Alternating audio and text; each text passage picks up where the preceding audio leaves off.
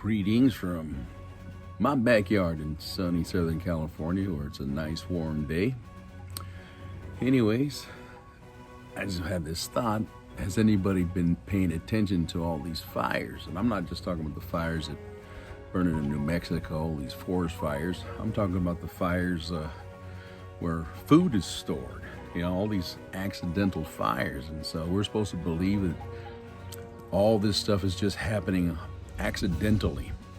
You know, a lot of accidents happen. And so, but I've been noticing in my news feeds that it's all these granaries and storage places. There's been 16 mysterious fires that have happened to important food facilities in the United States since the beginning of this year. 16, you know? And so this trend seems to be unfortunately continuing, and people ain't even paying attention to it. And so recently there was a massive fire that erupted at a commercial egg farm in Minnesota. And we're being told that, you know, it was just another accident, you know. It started late night Saturday and burned almost to the ground. And apparently there was, you know, chickens and eggs that were destroyed. And so the fire started late night at Forsman Farms, if I'm saying that name correctly, in Howard Lake. And it caused major damage. The Trebesh family were spending the night around their bonfire around 10 o'clock in the evening, and they noticed massive flames at the Forsman Farms. And they said, in their own words, it was unbelievable how quickly that it, you know, became a raging fire, you know. And yet we're being told that there was no foul play at work, just another senseless accident. And so, I mean, you keep telling me not to look, I'm gonna look and start to pay attention, because there has to be an explanation why all these fires of these food sources and storage areas and granaries that are taking place. You know, there was a spectacular fire that demolished the M&E Seed and Grain Company. And it left one person burned. A smoldering pile of twisted metal and charred lumber was all that remained after the fire was done. And they said the firefighters continue to monitor it. And you know, anytime you start to look at things and start to use your brain and start to ask questions, which there's nothing wrong with asking questions as to why this is happening. And so in Washington, you know, I'm not even sure how long ago it was, but there was a Washington State, let me clarify, there was 43 rail cars that were carrying much needed potash, which derailed in Alberta. About 43 of these cars carrying this potash were derailed around 8:15 in the morning, and the Canadian Mounties basically said it was just an accident. You know, I guess that happens all the time. Accidents happen, you know, with all this food and things that are needed. And so you know, you have to kind of wonder why all these accidents are taking place with this stuff. During the recent testimony in front of the United Nations Security Council, the CEO of Grow Intelligence warned that the lowest grain inventory levels the world has ever seen are getting even lower. Menker said estimates from official government agencies from across the world show that wheat inventories at 33% of annual consumption, but added that models created by Grow Intelligence show that the figure may actually be closer to 20%, a level not seen since 2007 and 2008.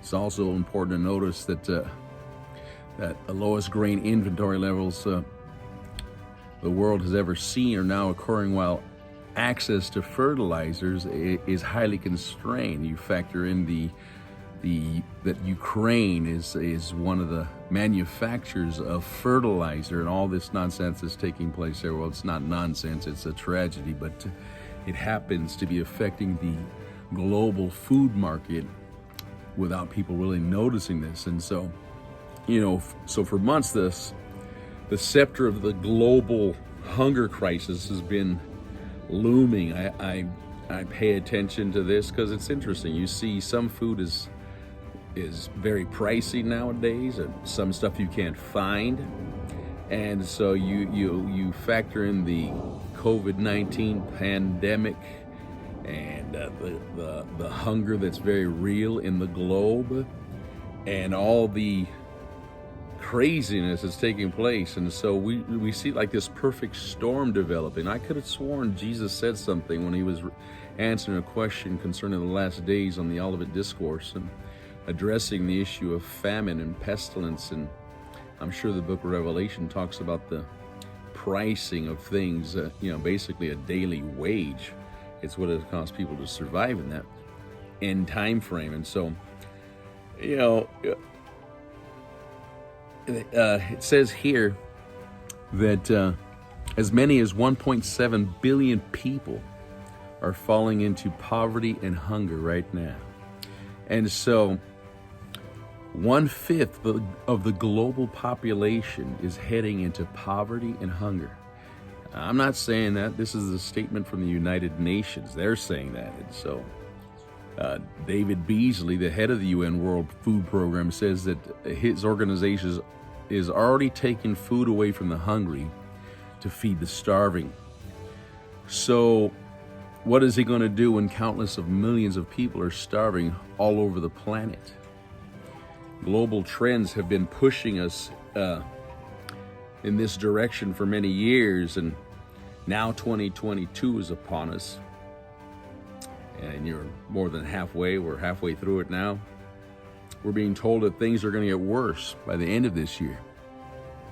At least that's what they're predicting, that the food crisis, the shortages is going to escalate. And so you can try and ignore the growing crisis if you want, but I don't think it's going away. I think we're seeing this escalating. I believe this is a very important issue to take note of.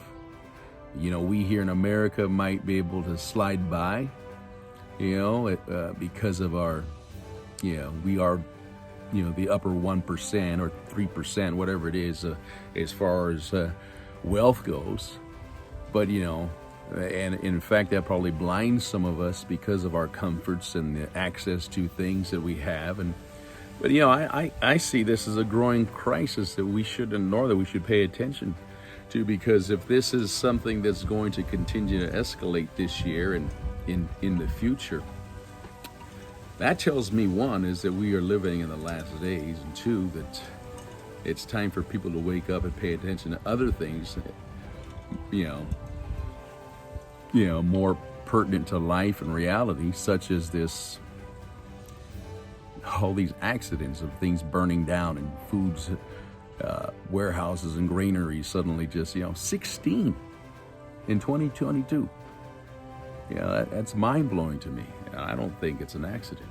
But anyway, that's just my thought. I just want to throw this out there, for something you to chew on, and no pun intended, but I think it's very important to be aware of what's going on in the world, And so keep looking up, keep on keeping on. Until next time, we'll see you again.